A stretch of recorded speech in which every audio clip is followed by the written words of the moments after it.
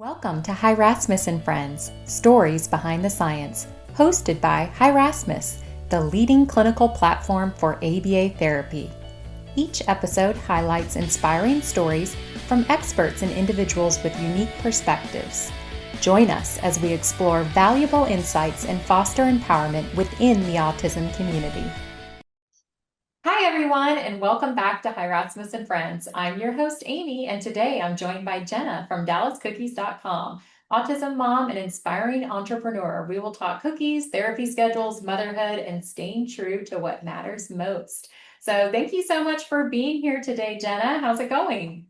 It's going good, Amy. I'm happy to be here. Good. I'm so happy to see you in your commercial bakery back there. It looks so nice. So tell us a little bit about yourself, your family, your background, and what life looks like today. Yeah, sure. I'm originally from Alabama, so I'm not a native to Texas, but I moved to Texas in 2009. I was pursuing a corporate job and I was in the corporate world, and I wound up meeting my husband. We dated for a few years. We got married. We have two boys.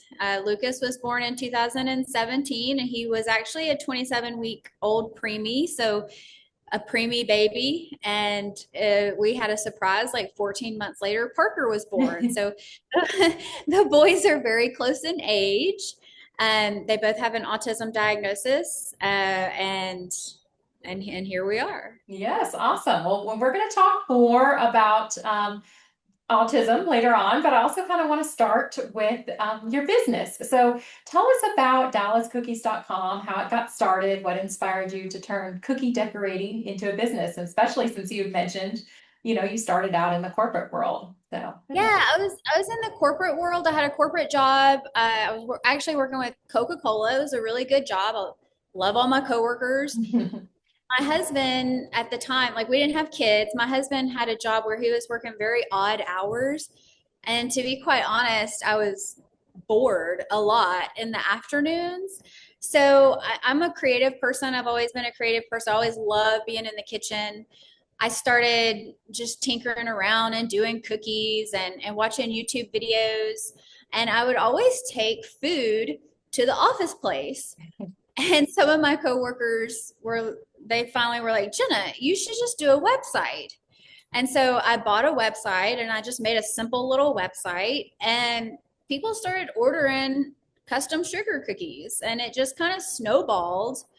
I wanted to quit my job much sooner than my husband agreed to let me quit my job, but I saved money, and finally I was like, I really want to take the leap and just do this full time. I felt like cookies, it was just fulfilling to me in a way that the corporate world wasn't.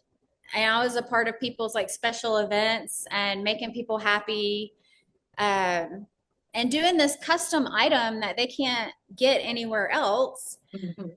So in 2016, I went full time cookies, and and that's kind of history. Yes. So I just find your story so interesting because I'm sure everybody listening right now knows somebody that has a side hustle business, and probably somebody with a side hustle business that's decorating cookies or cakes. But not everybody knows someone that has evolved to a commercial kitchen doing corporate cookies.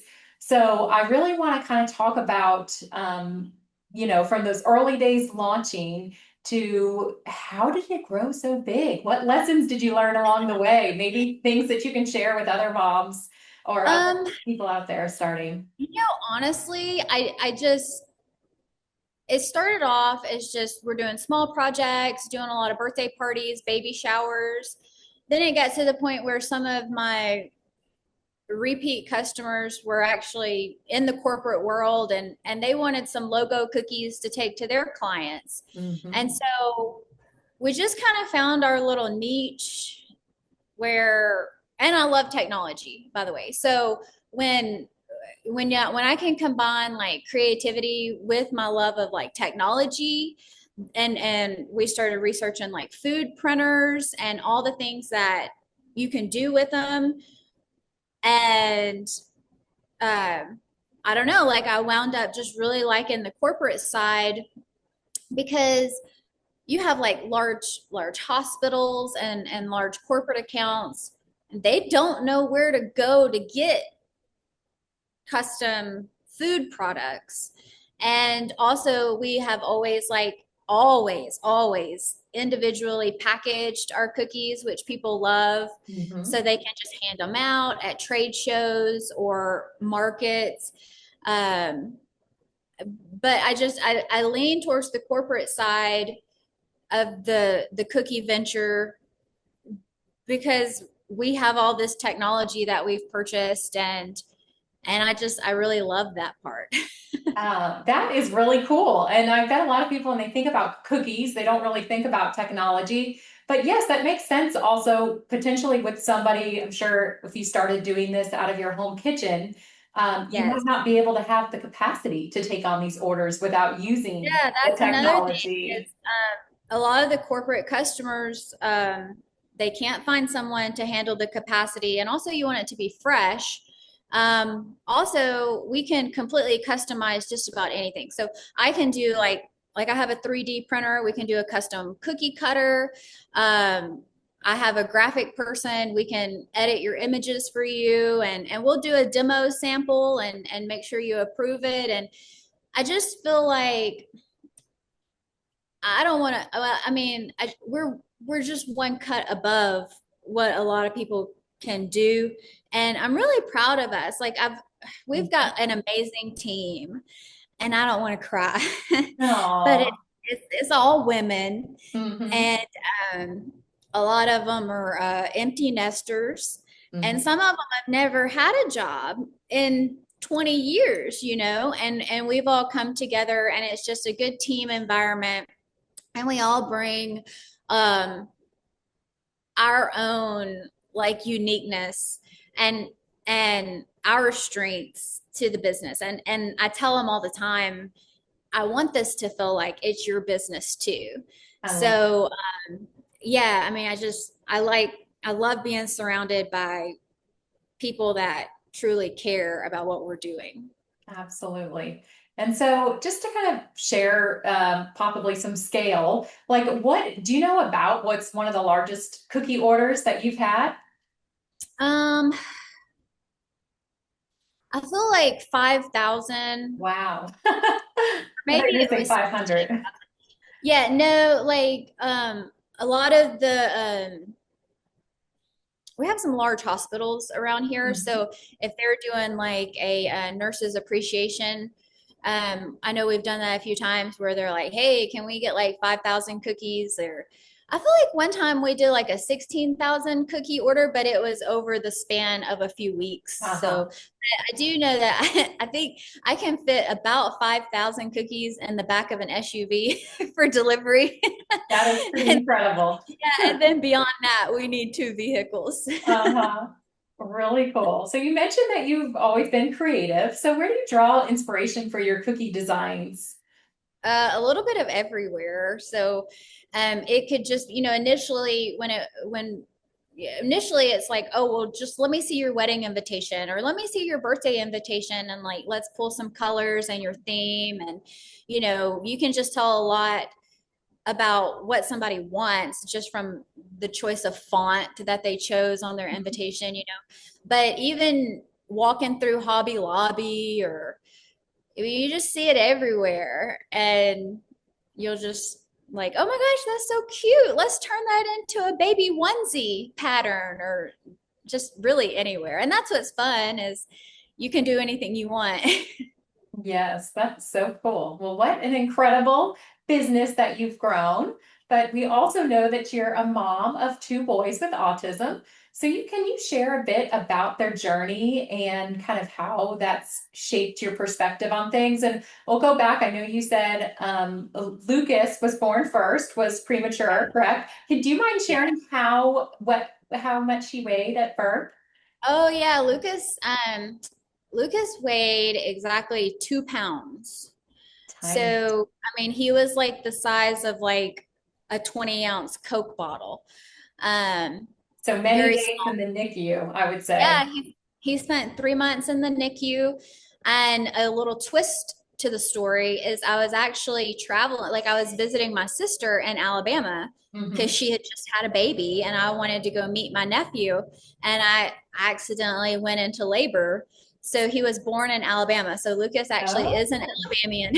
okay. We were in Alabama the first 3 months of his life. Wow. And yeah, and then he was finally able to breathe on his own, and we could travel. We came back to Texas as soon as we could. And when you became a mom, were you doing cookies and your corporate job at the time, or just cookies? At that time, I had already transitioned to full-time cookies. Okay. So So you were like yeah, in full-time cookie mom. 2006, yeah, 2016, I was like, okay, I'm full-time. And then Lucas was born in 2017. Okay. And then tell us, like, when did you start to see signs of autism, or kind of what that diagnosis looked like, as well as your other son as well? Well, when you go for your just regular checkups with the pediatrician and they give you the book of, with the frequent milestones, and then he just wasn't hitting any of the milestones. Mhm. So we had initially, let's see, he was like 18 months old before he even walked. And I just thought, oh, well, a lot of this is just because he's a preemie, Mhm. and he'll catch up and everything will just come together. And it just kind of didn't. It was just more delayed and more delayed compared to his peers.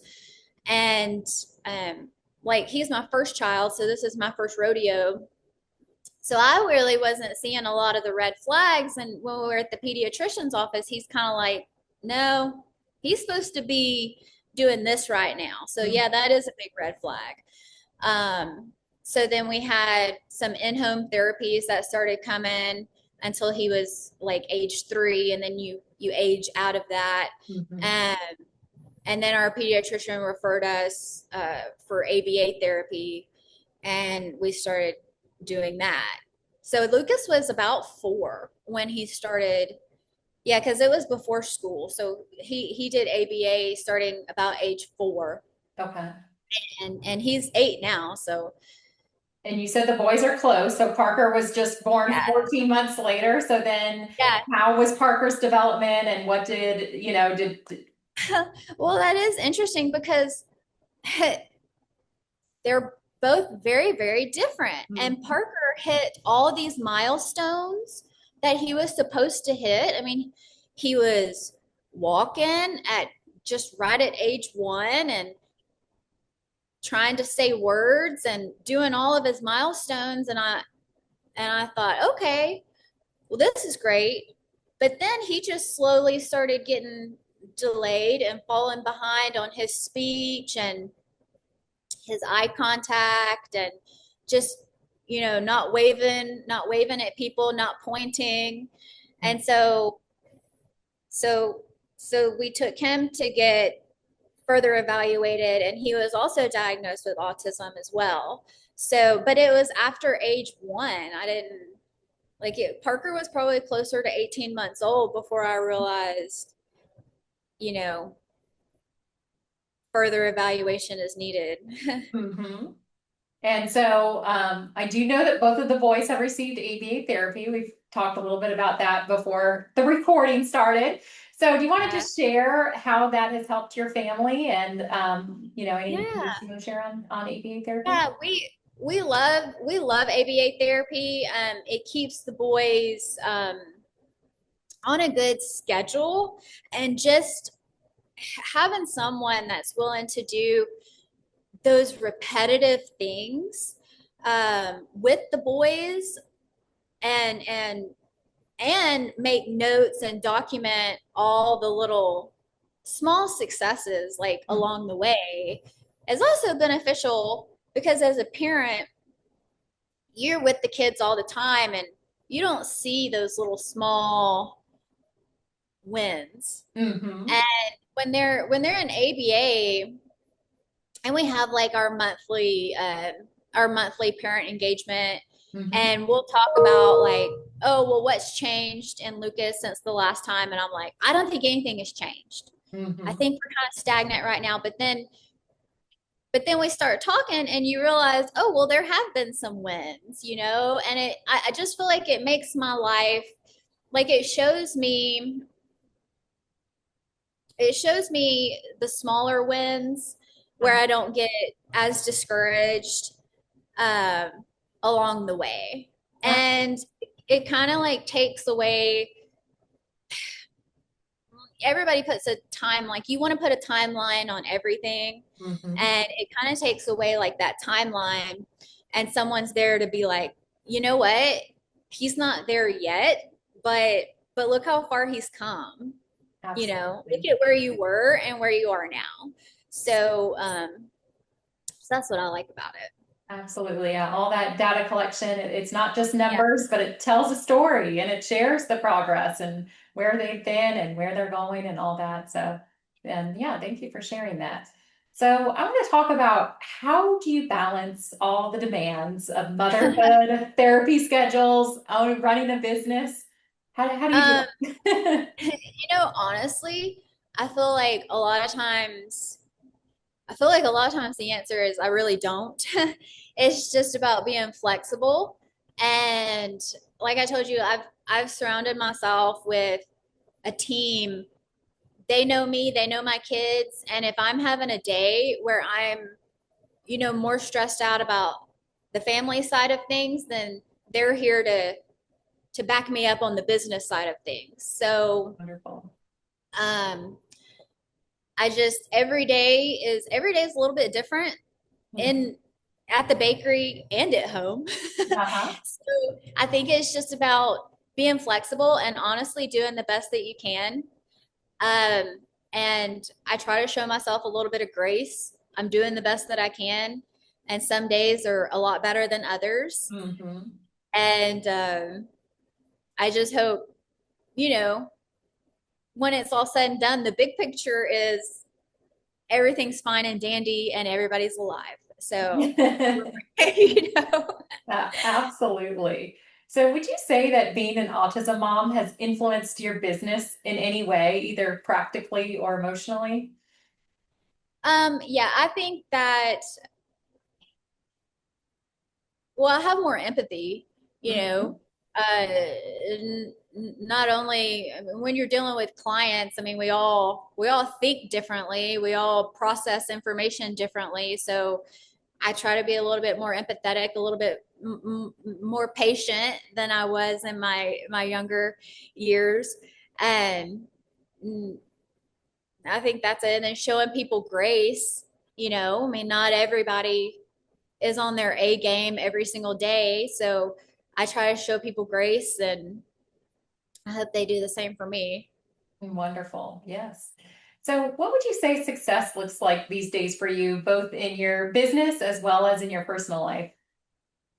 Um, I would say just the environment. I like to create like a fun environment. I want everybody to come to work and have fun. I want us to, and to me, that's success. Like, let's create a fun product that's beautiful, that tastes delicious. It has to taste good, you Mhm. know, and that people can't replicate. And we provide like excellent customer service. That's my number one. Good customer service is hard to find right now. Uh-huh. so so that's our, I love to do that. And then in the home, success at home is just, I want my kids to be happy, and I want them constantly challenged I love and improving, that. So I think that would be it. Happy Mhm. kids. Yes, absolutely. So, what would you say to other parents who are raising children with autism and trying to find space for their own passions or creativity? It's okay to carve out some time just for you, Hmm. and to have a hobby that's just for you. It's hard, like as a mom, not to feel guilty sometimes about doing things just for you, Hmm. but I think it's completely necessary because it'll just make you a happier person. And Absolutely. your kids, your kids will feed off of that. Mm-hmm. I love that. So what advice would you give to someone just starting their autism parenting journey? Oh gosh. Don't overthink it, you know. There's a lot of acronyms. There's a Mm-hmm. lot of acronyms that are going to be thrown your way, and there's a lot of big technical words, but the big picture, the big picture is pretty simple. Just always try to look at the big picture, you know. Um, and don't try not to compare, you know. I mean, because even like my two boys, I mean, Parker is the younger brother, but he has surpassed Lucas in a lot of things. So just every kid is unique and they're all going to get there. It's just try not to compare. Absolutely. Yep. It's called on the spectrum for a reason, and there's a range, Right. and every child very, very different. So, well, where can people find your cookies? And how far um in advance do you need to place an order also? Yeah, so I try I bought like the easiest website that you can remember. It's just dallascookies.com. So dallascookies.com, we have an online store. If you see something that you want, you can just purchase it right away. I call it self-serve. So if you see something like, oh, I know I want that, you can go ahead and buy it. But we also do custom sets as well. So you can email us and we'll do anything custom. And like the lead time is typically 5 to 7 days. As we get near like holiday season, it gets kind of crazy. So the sooner the better. If you want to get on the books 2 or 3 weeks in advance, that's not uncommon. So, uh, but Okay. that's it. And I was curious, do you guys just make cookies in the Dallas Fort Worth area, or do you guys ship? Oh yeah, we ship nationwide. You ship Yeah, nationwide. that's Okay. yeah, that's the one thing about having a like with a commercial space, you can actually ship. Where if you're a home bakery, you're really not allowed to ship because you haven't been through a health inspection and everything. So yeah, so we're like licensed and insured and have our health inspection, and we can ship nationwide. We have we have a lot of nationwide customers. We ship all the time, and we pick shapes that are not going to break very easily. Uh-huh. So, you know, I'm not going to ship like a wine glass Yeah. shape.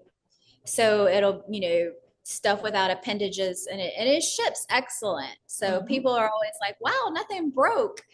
But yeah, we're really good at shipping. Awesome. Well, at Erasmus, our slogan is focus on the child in front of you. We like to end each episode by asking our guest how they focus on the child in front of them. So, Jenna, how do you keep the focus on your boys in your day-to-day life? I think it would just be, to me, that means just looking at where they are now Mm-hmm. and like just focus on what's in front of you and be present Mm-hmm. and don't be upset that they're not quite where you want them to be yet. Let's just focus on where they're at now. I love that. Well, thank you so much for joining us, Jenna, and for sharing your story with such honesty Thank and you. heart. And if you'd like to see more of Jenna's beautiful work or place an order, be sure to visit dallascookies.com. And our listeners, thank you so much for tuning in. We'll see you next time on Hi Rasmus and Friends. Thank you. Thanks for joining us on Hi Rasmus and Friends, Stories Behind the Science. If you enjoyed this episode, please subscribe to our podcast and leave us a review. Your feedback helps us continue to share inspiring stories and foster empowerment within the autism community. See you next time.